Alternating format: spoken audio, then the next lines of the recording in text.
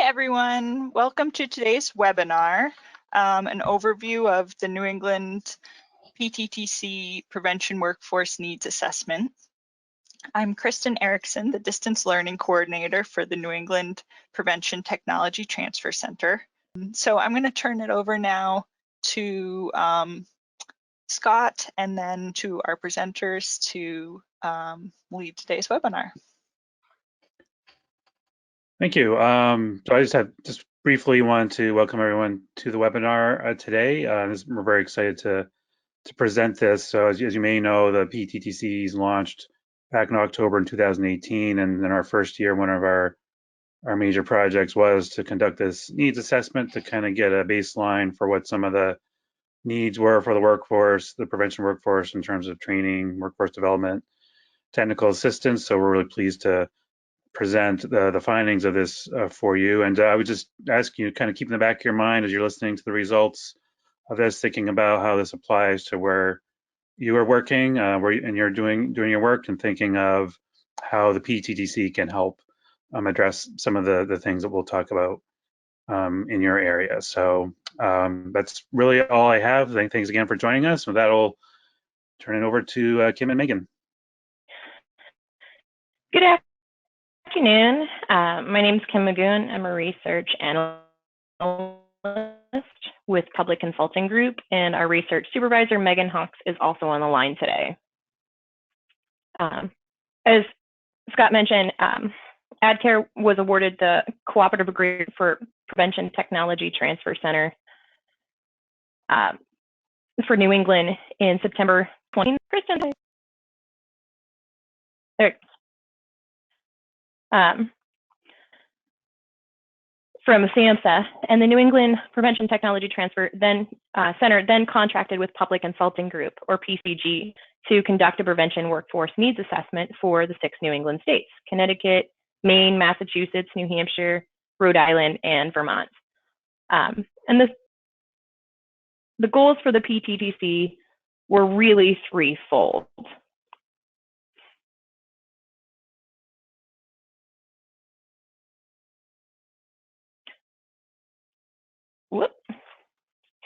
We wanted to develop training and educational opportunities for current prevention professionals, as well as those entering the field, disseminate tools and strategies needed to improve the quality of substance use prevention efforts, and provide intensive technical assistance and learning resources to the greater prevention community. So the assessment had 5 objectives. We wanted to define prevention, the current service availability gaps and needs for substance use prevention professionals, education, and accreditation. And specifically, we wanted to highlight state-level prevention workforce recruitment strategies, like the utilization and promotion of prevention certification and training needs in New England. And this is how we did it. SAMHSA promotes the SPIF framework of implementation and evaluation, and so do we. So this needs assessment focused on the first step of the SPIF process, to identify and examine strengths and challenges of the prevention workforce in New England. And we started with 10 basic research questions. We wanted to know, what are the current prevention workforce skill sets? What is the current workforce capacity, and how is certification used to promote that? How are states currently engaging stakeholders? What are the current prevention workforce development initiatives? And then where do states go for technical assistance now? And what are the outstanding technical assistance needs? We also wanted to know what evidence-based prevention strategies were currently being used and the degree to which those prevention professionals were trained in those. We wanted to know what states were doing with data to inform their prevention strategies, and to what degree they're ready to implement prevention science. And then we looked at current media campaigns that states are using and current training gaps and needs. Data were assembled using these 6 sources to address the 10 research questions, and each question had multiple information sources. So data was gathered in a stepwise fashion to inform each subsequent activity. For example, information from literature reviews and documents gathered from each state were then used to describe the landscape, and then we used quantitative data from the ICNRC database and workforce survey to build on those sources. Qualitative data was also collected from interviews to expand upon that information and explore some themes. And then we used SPSS statistical software for survey analysis and Excel software for qualitative components like the interview responses. And then we also did some cross tabulations to determine, for example, if years of experience of prevention workers altered their perceptions of what trainings they needed. We used the snowball methodology to identify the interview and interview the key prevention stakeholders. So we started by identifying the NPN representatives for each state and state agency partners. Then we asked them for referrals to other major driving agencies in prevention and coalitions in that state. And in total, we ended up completing 57 interviews across all the 6 states and including some national level representatives. Stakeholder interviews helped to kind of fill in those gaps in the literature and document reviews about workforce knowledge, cultural diversity, and skill sets. And then we also were able to tailor those interview protocols for each stakeholder group to assess readiness activities of the states and what kind of infrastructure the states had going on. So as you may know, prevention looks very different in each state, from funding to oversight, to staffing, to focus, and we had a number of findings. First, prevention was defined differently in each state. For example, Connecticut and Rhode Island identify prevention as a systems approach. They suggest that there's a necessary collaboration between a wide variety of stakeholders. The other New England states, in contrast, kind of view the topic more narrowly, encompassing substance use and mental health, or only alcohol and other drug use. And then interviewees from each state also disagreed on which stakeholders the field of prevention should include. So some felt strongly that prevention should network with substance use treatment and recovery personnel, whereas other stakeholders were strongly opposed to this idea. They thought that it should only be prevention professionals. And states also disagreed on who the target population of prevention services should be. So while Rhode Island focuses prevention primarily on youth and young adults under 21, New Hampshire focused prevention across the lifespan. But there was some overlap in how prevention was defined, and we tried to capture that too. There really is no right answer to how prevention is viewed, but we needed to know where everyone was starting from, and we needed to be able to identify a way to define what prevention is and define what we're talking about, at least for the sake of this assessment. So PCG developed this definition. We define prevention as a strategy or set of strategies for creating protective factors and conditions that promote individual and community health while reducing risk factors that have a substantial impact on well-being. Proactively addressing these factors via evidence-based education, programs, policies, and practices can help prevent substance misuse and have an impact on related topics such as mental health and violence. So you'll note that this definition doesn't define a target population, nor does it require specific strategies, and it also does not expressly outline or exclude categories of stakeholders who could or should be involved in prevention. These are all areas where we feel there needs to be further discussion and consensus in the field to fully operationalize this definition, but this gave us a starting point. So you'll recall that one of our data sets, our data sources, was also a workforce survey. Initially, we asked each state NPN to suggest to survey their own listserv, and then targeted those of primary driving agencies and identified during those interviews and asked them to send the survey to their listserv as well. This resulted in a total of 209 survey responses. Now, because the survey relied on various prevention organizations to disseminate it through their respective listservs, and because each state includes different people in their definition of prevention, we're unable to calculate a true response rate. However, we did ask stakeholders in their interviews to kind of estimate the size of the prevention field in their state. And so with that estimate, we figured there's just over 800 prevention professionals in New England, including those directly funded by the state and federal prevention grants, but excluding coalition members.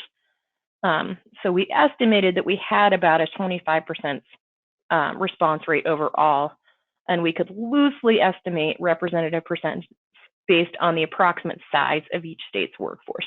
So again, these are based on stakeholder estimates of those people that are the NPNs and the state agencies and other driving agencies in each state gave estimates on how many people they think their state includes in the prevention workforce. So to confirm validity of the surveyed population, we compared age, gender, education, years in the field, these demographic characteristics of our respondents to those of the 2018 IC and RC survey of prevention professionals. So while most of those characteristics were similar between the two survey groups, so age was very similar, gender was very similar, years in the field, we did find that PCG survey response indicated more graduate level education than IC and RC respondents. And looking at our demographics, we learned that 34% of our survey participants did not actually have a certification or licensure. 27% were certified prevention specialists, 10% were licensed social workers, and 13% indicated that they had some other license or certification, like a master's or doctoral degree, nonprofit certification, nursing degree, things like that. So these were all very similar to the IC and RC survey respondent breakouts as well. Therefore, PCG was able to confirm that our snowball methodology of survey dissemination did in fact reach the target audience that we were trying to get to. We learned two important things about certification in this assessment. First, we learned that each state operates their own state certification board for prevention specialists. Second, while the IC and RC support this certification and these standards for prevention professionals, no one has a list of all certified prevention specialists in the nation. So what? Why does this matter? Well, this means that requirements can and do vary from state to state, and not all states have a certification program. It also means that individual state boards can choose which states they offer reciprocity to, and a state could require prevention professionals to receive more training before they will recognize that certification. So for example, they had similar in education requirements, and nearly all states require at least a high school degree. However, Maine and New Hampshire require additional education or additional experience for a certification if the applicant doesn't have a bachelor's degree. Rhode Island requires that applicants have some college credits, and Massachusetts requires a minimum of a bachelor's degree. Rhode Island also requires 175 hours of education as opposed to the 120 minimum set by ICRC. And Massachusetts has a specific number of those hours that have to be spent on different topics to meet that 120 requirement. Some states like Maine also require specific training, like the SAPS training, or an approved equivalent as part of that educational hours. So each state has a few nuances to their certification training programs.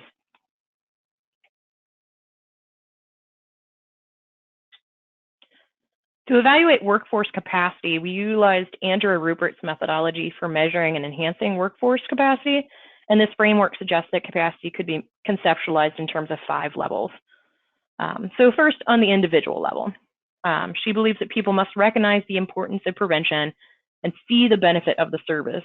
Now, all of our interviewees recognize the importance of prevention to decrease substance use and misuse and improve general well-being. So we met that criteria. Second, she believes that prevention professionals must have the confidence, attitudes, skills, and knowledge to understand prevention needs and provide the required services. The New England prevention workforce, we found, has a really high degree of knowledge in substance use topics like alcohol, tobacco, opioids, and other substances. However, they indicated that there was a lack of confidence in the soft, more interpersonal skills like management, organizational change strategies, and strategies for working with diverse populations. Third, Andrea believes that community leaders must have the means and opportunity to identify prevention needs and promote development of responses. And we found that many stakeholders commented on that political and economic factors that affect public perception and funding and validation of the field. This was also evidenced by the discrepancy we found when we looked at funding, federal and state funding, specifically for treatment versus prevention. But that'll be discussed later in this presentation. Fourth, Andrea says that state and community organizations could promote capacity by providing necessary resources and infrastructures that allow the system to work. And every state in New England uses a coalition structure to some degree to promote community stakeholder engagement and operate their prevention coordination. The oversight, however, is where it differs. The oversight for coalitions. And this was noted as a possible barrier in building traction for those prevention efforts and disseminating strategies, because it's not a consistent oversight among the states. There's various different levels and types of organizations that do that. And then lastly, Andrea states that the system must be designed with policies and procedures that support the goal of prevention services and the needed interagency collaboration required to meet it. So at a national level, prevention has really become increasingly validated as a necessary substance use field. And prevention legislation has really begun to gain some traction for specific initiatives like opioid prevention. However, individually, New England states really seem to vary to which they have supportive policies and procedures for prevention. Some states are more progressive than others in this area. So thus, the overall workforce capacity for New England is generally good, but commitment, resources, and required financial and political support just seem to vary from state to state.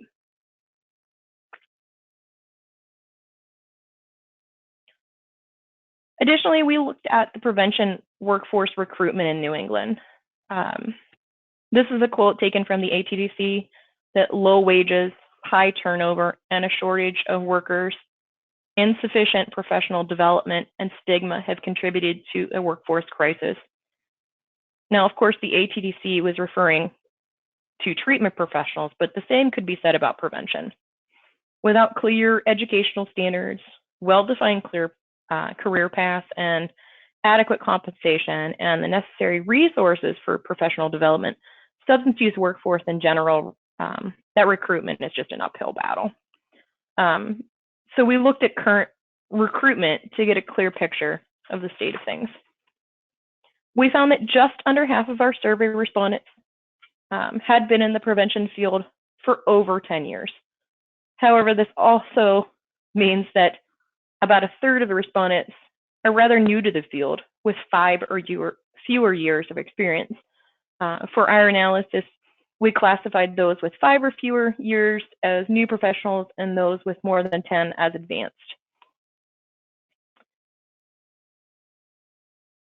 We found that more than half of those new professionals, those with less than 5 years, agreed or strongly agreed that their state has adequate educational or training opportunities.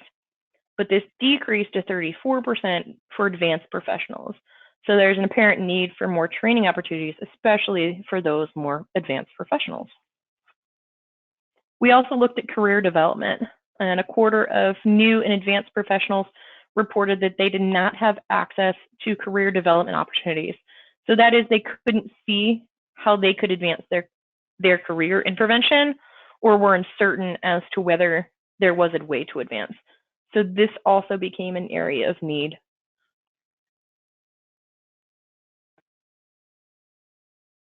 And then we examined workforce feelings about their current training.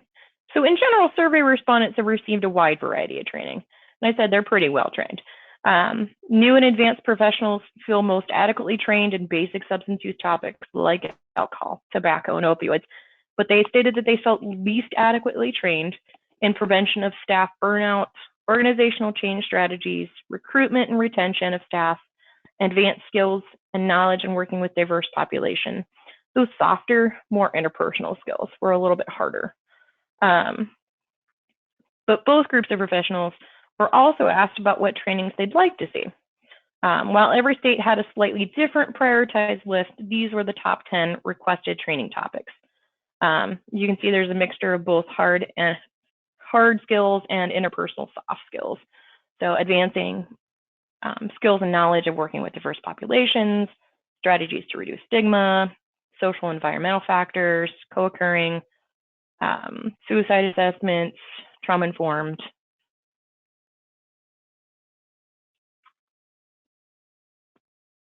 Now, additionally, we also asked respondents about their employment setting. So during our interviews and conversations with AdCare and with CCSME, we heard time and time again that distance and rurality play a huge factor in training for folks in New England. So we wanted to account for this in our assessment. What we found was that with the exception of Massachusetts, most respondents indicated that their primary work setting was either suburban or rural. And this was important to identify, like I said, as geography comes up frequently whenever we talk about workforce and resources. And just for reference, in this table, other in this graphic is refers to people who said they worked in multiple different settings. So this was important. We wanted to see how this affected their desire for training. But when we asked survey respondents about their preferred training modality, that is, like, do they prefer in-person, online, or combination of training? Surprisingly, there wasn't much difference in terms of preference. Regardless of employment setting, most people said that they prefer in-person trainings. This was kind of an unexpected finding. We had hypothesized that those in rural areas would be more inclined to request online trainings, but that just wasn't the case. So next, we looked at prevention science. SAMHSA, of course, promotes that data and prevention science are critical to well-founded, effective prevention practice. So the workforce survey asked prevention professionals to rate their confidence in their ability to implement SAMHSA's SPIF model. What we found were that the largest gaps in confidence were related to cultural competence and health disparities and sustainability. And then there were also some gaps in the confidence for evaluation. So ensuring accuracy results, developing quality improvement plans, communicating results. Multiple stakeholders in the interviews indicated that their capacity for data collection and analysis were major weaknesses.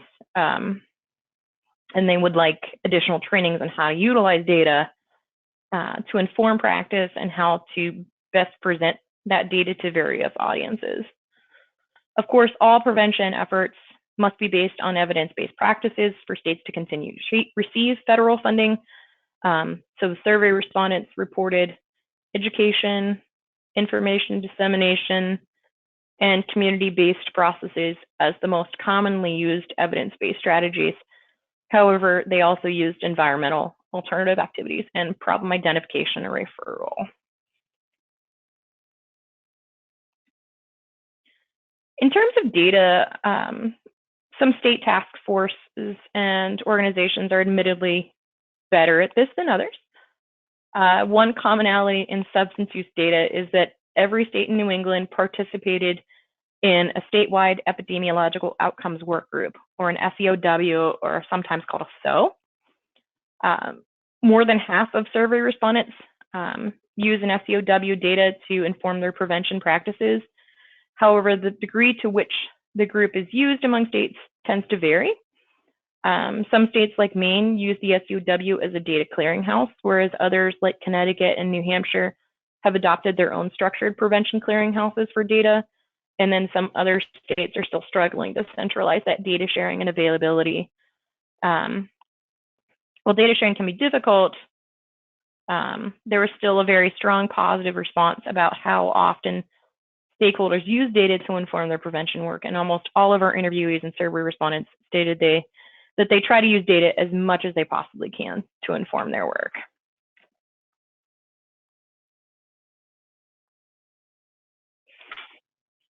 Two other major factors that have impacted prevention services in general are the media campaigns that are being used for messaging and the funding available to provide services. So we looked at both of these in each state. The changing landscape of substance use prevention and the advent of social media have altered the way that prevention messaging is distributed to youth, parents, and the general public. Social media campaigns have become increasingly more popular to spread messages because they're effective and free, and allow prevention funds to be utilized in other areas. We also know now about how effective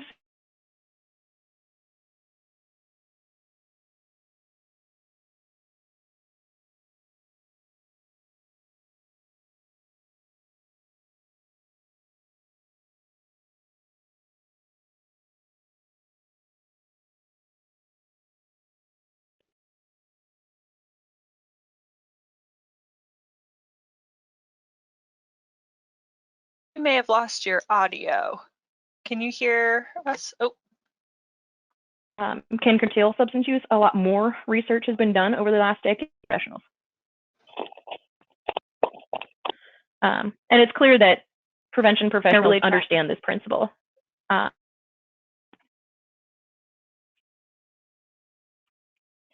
are really trying to use this to the fullest. On the funding side, state prevention agencies have really faced challenges in obtaining adequate funding, partly due to the fact that prevention is defined in various ways. And in recent years, this has gotten a little bit better. Additional federal dollars have been allocated towards funding substance use prevention as evidence of its effectiveness, and funding has become more concrete. And then most prevention funding throughout the New England area comes from federal block grants and other federally funded discretionary grants. So according to the SAMHSA website, New England received approximately $87 million in 2018 for substance use abuse prevention and treatment block grants alone. While states are required to spend at least 20% of that on prevention, there are definitely some states that are spending more than that. But the ratio of prevention to treatment dollars is still far from equal.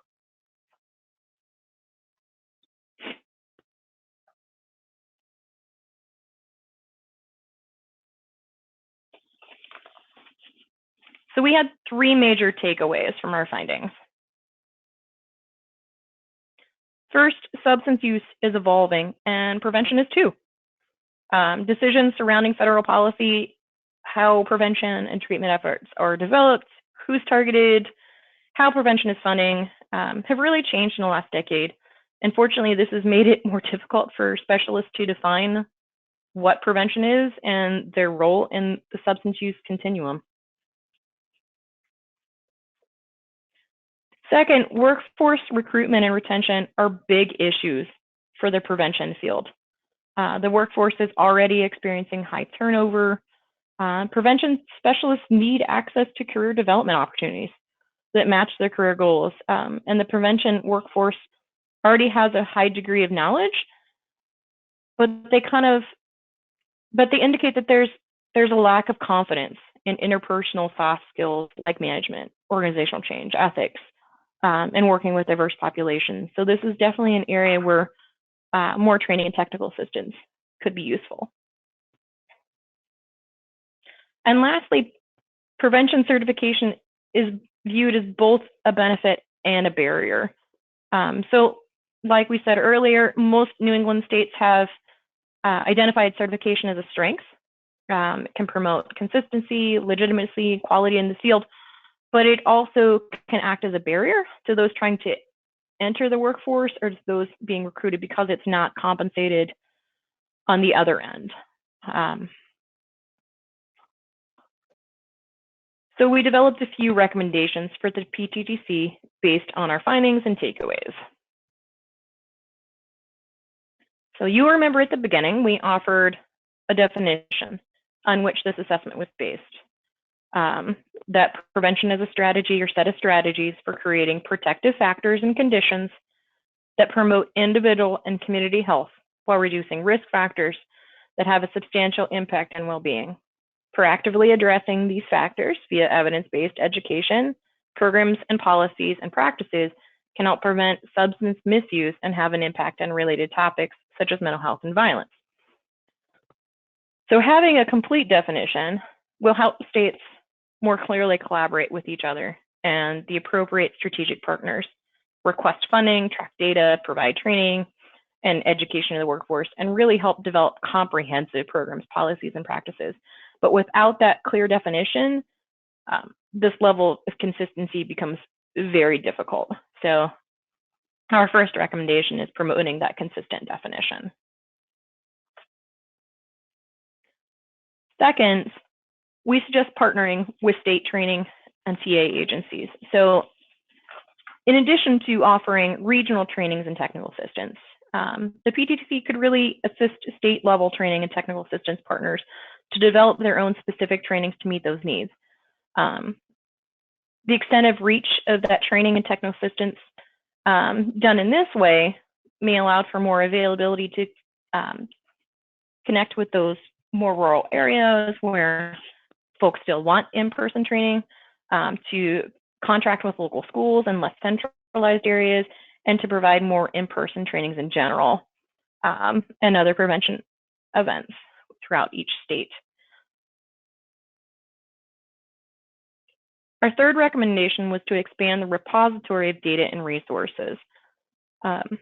We recommended expanding this repository as when we spoke to several stakeholders, they were unaware that such a resource now exists. So the PTTC now has a repository that is available, and you all have seen the marijuana toolkit, and that's part of that repository of resources. But part of our interviewees stated that folks were unaware of that. So this is a two-part. We need to continue to expand those resources, and then also to continue to get the word out that the resources are available. Fourth was standardized data collection. So we also recommended this because states collect data and similar data about substance use and the prevention workforce, but they're not identical.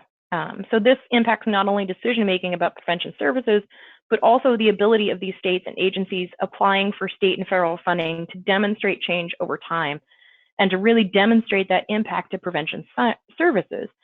So if there was a way to more to standardize data collection, these impacts and these changes could be more clearly demonstrated. And lastly, we recommended creating a networking platform. Several stakeholders identified a lack of collaborative opportunities for prevention professionals. So as conferences and trainings are largely a place where people network, opportunities are limited for professionals who can't afford to travel or who have interstate travel restrictions. So we recommended creating an additional networking platform for those professionals to connect across state lines. And then we also recommended an online system to track certification. Currently, each state independently tracks their prevention board certifications, but there's no single source of national certification. Like I said, the IC and RC support certification in each state, but they don't actually track who's on that list or who's certified or who's in the process of becoming certified. So the transfer process of certification between states can sometimes be cumbersome, and then recruitment of prevention professionals is kind of operating in a vacuum without knowing which geographic areas are most in need because they can't tell who's certified and who's not. So we recommend creating an online system for tracking that certification.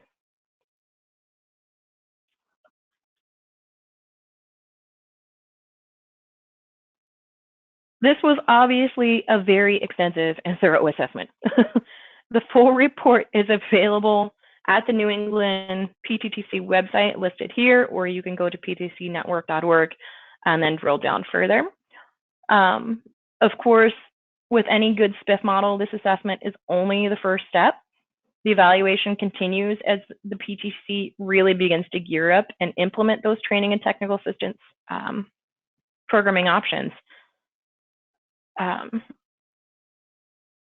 This presentation touches on regional highlights of our report, but we also completed individual state profiles for each of the 6 New England states. So if you're curious to see what your state is doing in terms of prevention, funding, workforce retention, at the back of the full report, each state report is listed as an appendix. And then there's also a section on the scope of substance use, primarily alcohol and marijuana in New England for reference as well. So what's next? Year 2 began in October, and our evaluation plan has been updated based on the assessment findings, as well as the PTTC updated their objectives based on the needs assessment. And so we have redefined the objectives, organized a better way to evaluate courses now, and we've implemented those course evaluations, which you all will hopefully take at the end of today's presentation. And then developed a plan for quarterly review of those course evaluation data to inform continuous quality improvement for the PTC going forward. That's what I have.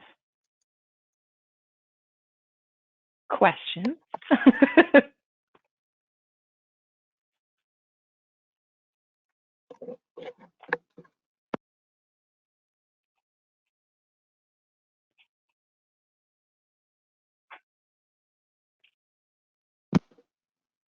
Thanks, Kim. That was great.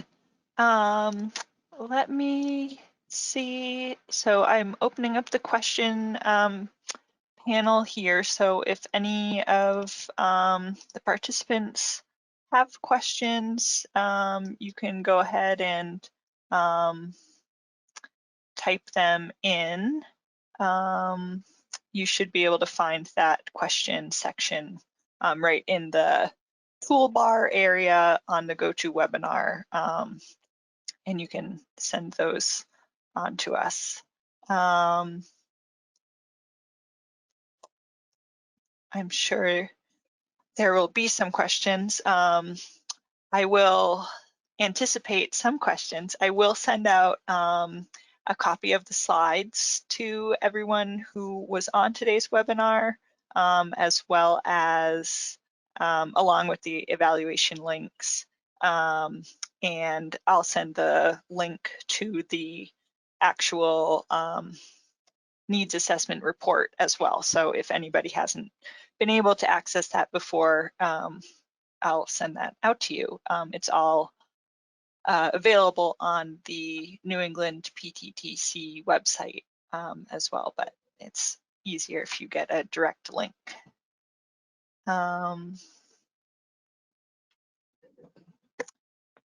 Yeah, I'm not seeing any questions yet. We'll give it a few more minutes. Sometimes it takes a few minutes to type them in.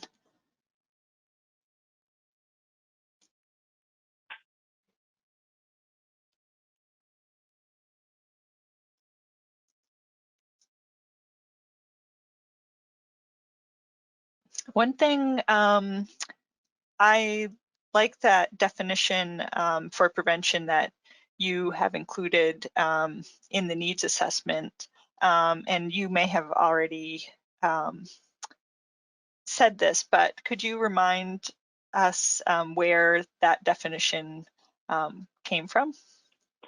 So the definition was developed out of a combination of, we looked at how each state defines prevention and then looked for similarities in the definition across the state. So it's really an amalgamation of how New England seems to see prevention. But like I said, it's not fully operationalized. So that is definitely a place for New England to go, is to look at who's included in that, what stakeholders, who are they targeting specifically, and really to make some decisions to fully bring that to an actionable definition.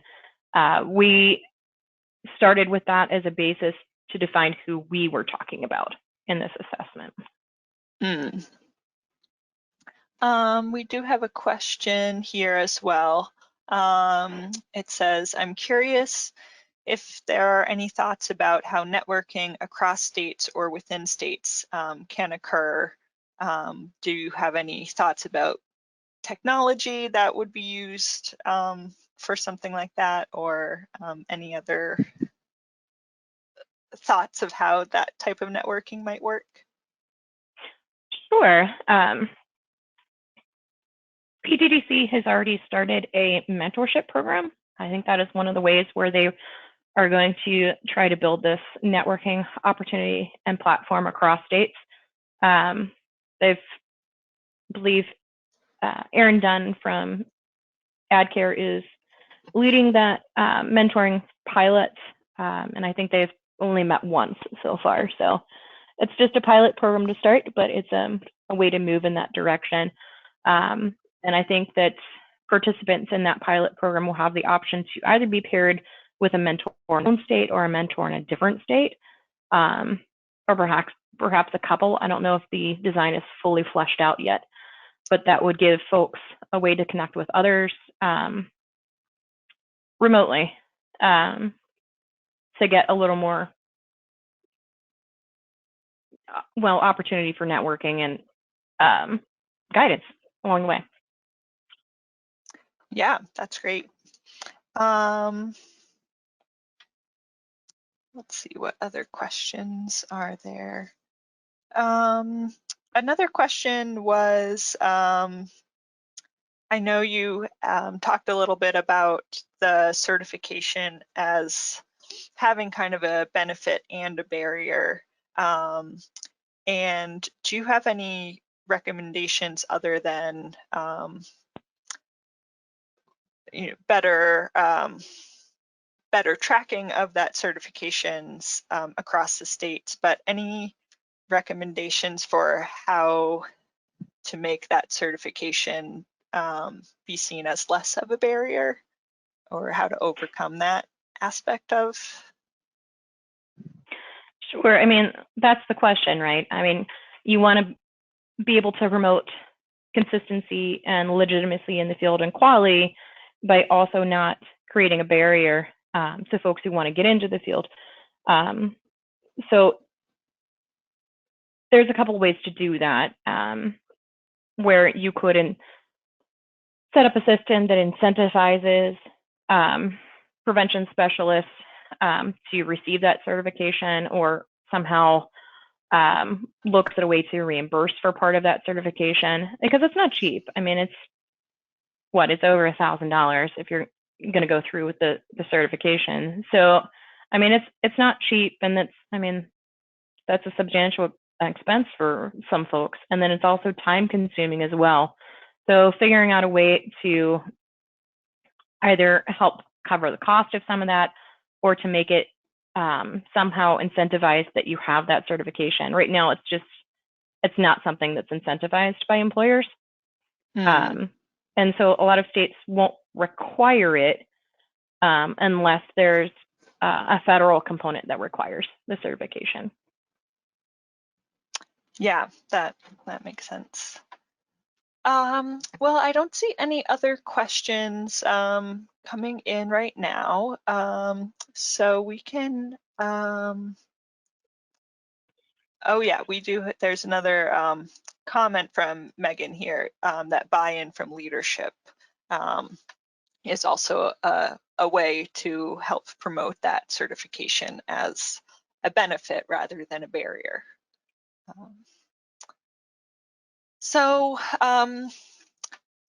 Yeah, unless there are any other last questions that people want to add in now, I think we can go ahead and wrap up the webinar, I want to thank Kim and Megan for all their very hard work on putting this report together, and for sharing this today. This was a great presentation and a much easier way to take in the information. Oh, we do get one other question here before we sign off.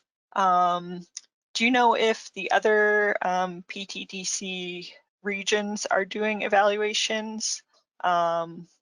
And if they are, what those might look like? Or there is a national TTC evaluation group that is actually looking to evaluate PTTCs, MHTTCs, and ATTCs. They're going to do an evaluation of everything. So they are requesting information from each of the regional groups of each of those. Not all of the PTTCs have done an assessment. Some of them are just collecting other data that will be used for that national evaluation, but that's really varying kind of across the country and kind of by region. Megan and I are part of a TTC evaluators group, and so we talk about consistency and standardization of questions and standardization of data across that. Right now, it just seems to vary a lot, so we're trying to move the conversation forward nationally to get some consistency. great, thank you. I'm sure that will be helpful to get that consistency across some of the other regions. Well, we can go ahead and wrap up. Thank you again to both of you for sharing, and to Scott for his little introduction at the beginning. And you can all look for my email with the follow-up information, and hope to have many of you on one of our future webinars. So thank you all so much. Our pleasure.